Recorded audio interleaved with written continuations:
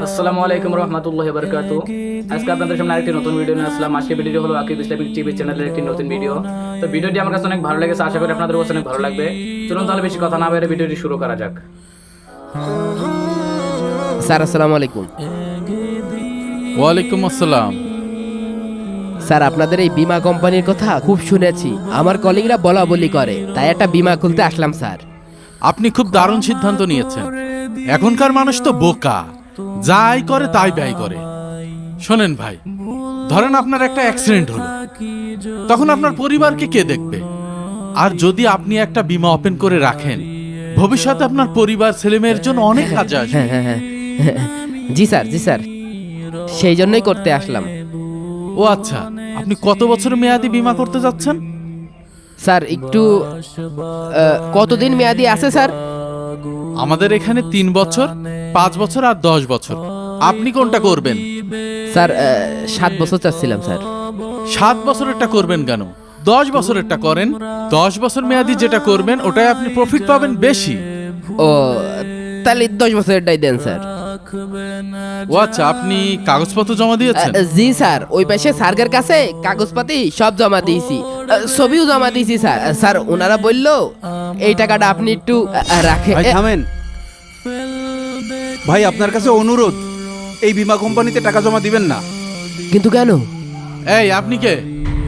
আপনি এখানে বাধা দিচ্ছেন কেন? বাহ স্যার বাহ, আমাকে চিনতে পারছেন না? সেই 10 বছর আগের কথা মনে করেন তো। স্যার আসবো? আসেন আসেন, বসেন। স্যার এই যে আমার এই মাসের বীমার টাকাটা। 1 2 3 4 5 6। স্যার আর 2 বছর পরে তো আমার বীমার মেয়াদ পুড়ে যাচ্ছে। আমার মেয়েটার বিয়ের কথাও হচ্ছে, টাকাটা ঠিক মতো পাবো তো? হ্যাঁ হ্যাঁ, আপনি আমাদের বীমা সম্পর্কে জানেন না? আপনি ঠিক সময় মতো টাকা পেয়ে যাবেন।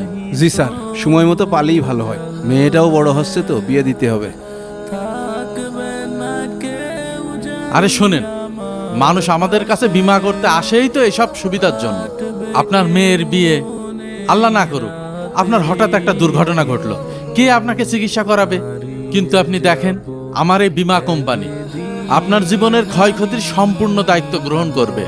জি স্যার, মেয়ের বিয়ের কথা চিন্তা করেই তো এই 8 বছর ধরে বীমা চালায় যাচ্ছি। এখন সময় মতো টাকাটা পেয়ে গেলি আমার আর চিন্তা নেই।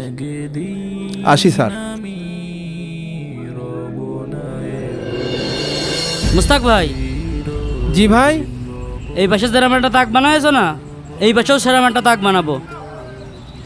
মাপ দাও দিনি ভাই, মাপ দাও। ঠিক আছে ভাই।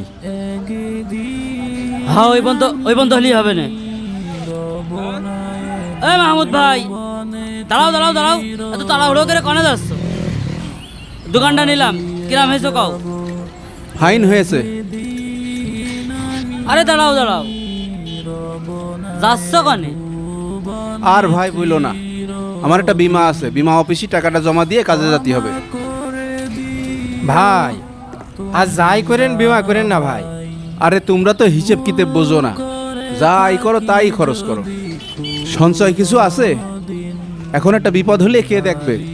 কেন, আল্লাহ বাঁচাবে। আল্লাহর পারে ভরসা করে ঘরে বসে থাকলে তো আর হবে না, নিজের চেষ্টাটা তো করতে হবে। ভাই আমিও 5 বছর ধরে একটা বীমা কোম্পানিতে টাকা রাখছিলাম। কোম্পানিটি ছিল ভুয়া কোম্পানি, আমাকে আজ দেয় কাল দেয় বলে ঘুরিয়ে ঘুরিয়ে কোম্পানি উধাও। কি লাভ বলেন? মাহমুদ ভাই, নিজের টাকা নিজের কাছে রাখাই শান্তি। আমিও তো ব্যাংকে টাকা পয়সা রাখিনি, নিজের হাতে করে টাকা পয়সা হইলো, এই সুন্দর দোকানটা নিলাম। শোনো ভাই, তোমাদের বুঝ তোমাদের কাছে, আমার বুঝ আমার কাছে।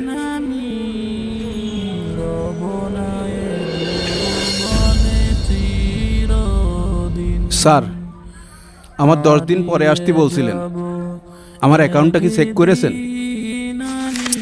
আরে ভাই, আপনাকে তো আসতে বলছিলাম, কিন্তু আপনার ফাইলটা যে অফিসারের কাছে আছে সে অফিসার তো ছুটিতে রয়েছে।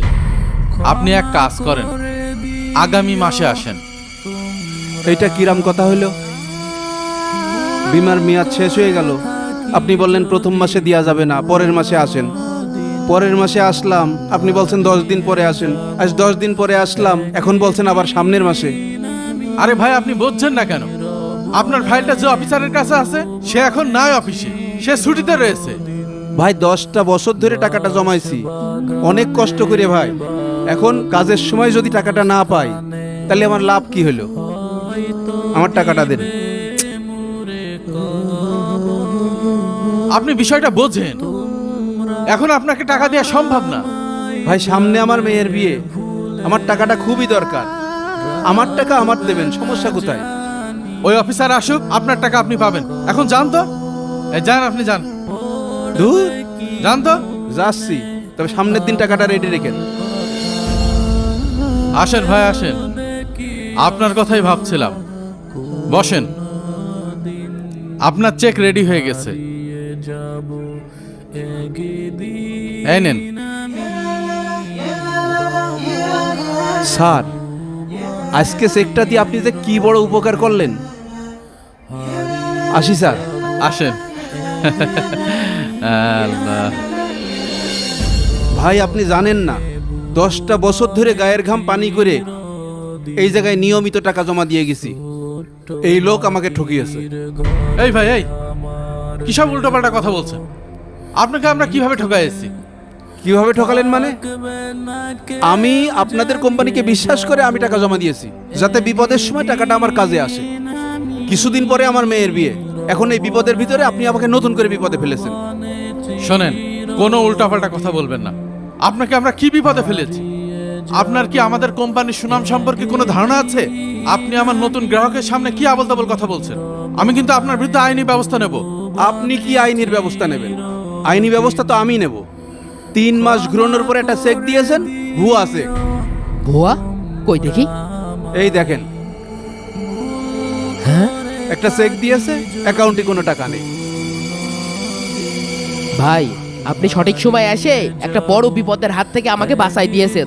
আমার এই কষ্টের টাকাগুলো যদি আমি এই বীমা কোম্পানিতে দিতাম তাহলে সব টাকা আমি হারাতাম। আপনাকে অসংখ্য ধন্যবাদ। ভাই, একটা কথা সব সময় মনে রাখবেন, আমানতদারিতা মুমিনের সবচেয়ে বড় গুণ। মহান আল্লাহ তাআলা বলেন, তোমরা আমানত সমূহ প্রাপকের কাছে পৌঁছে দাও, আর যখন মানুষ বিচার মীমাংসা করে তখন ইনসাফ ভিত্তিক বিচার মীমাংসা করো। আপনি যেটা ইনার সাথে করলেন, এই রকম কাজ আপনাদের গ্রাহকের সাথে অন্তত করবেন না। তো আজকের ভিডিও এই পর্যন্ত। ভিডিও কেমন হলো অবশ্যই কমেন্ট করে জানাবেন, আর যদি ভালো লাগে তাহলে একটি লাইক দিয়ে আমার ইউটিউব চ্যানেলে সাবস্ক্রাইব করে দেবেন। ধন্যবাদ।